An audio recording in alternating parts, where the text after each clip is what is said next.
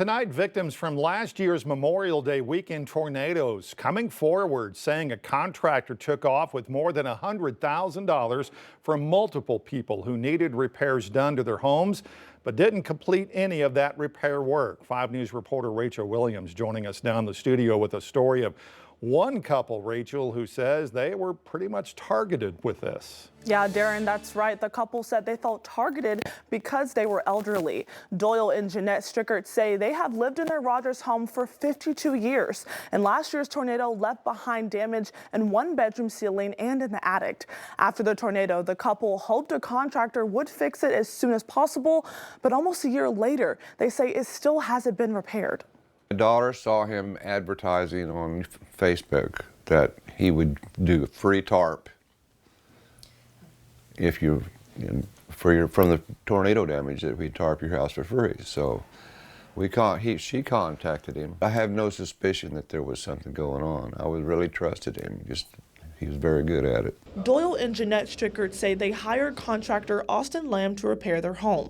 The couple says a few days after the storm, Lamb did have people come by to remove the tree limb off the house, and that he told them repairs would start once they paid in full. We got the check for $32,000 and we put it in his bank. And after that, there were excuses after excuses. Till finally, it was in January, I called him to see what was going on, and his phone had been disconnected. And I called one of his associates, and her mailbox was full. So I was at the point where we could not contact with him.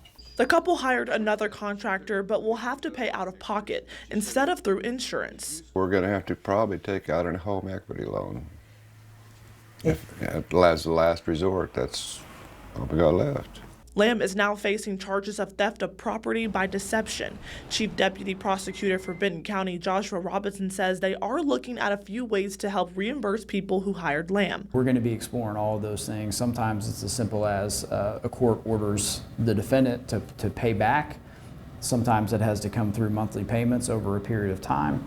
We have to look and see if there's any insurance involved that can make people whole and things like that. While the Strickert family wishes for a different outcome and finished repairs, they hope others can learn from their mistakes. Insist on getting a start date and no money until something shows up and its work is being done.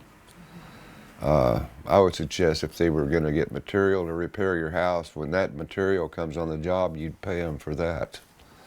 And then pay the material people. My goodness, we hear about these types of scams pretty much all the time after storms hit.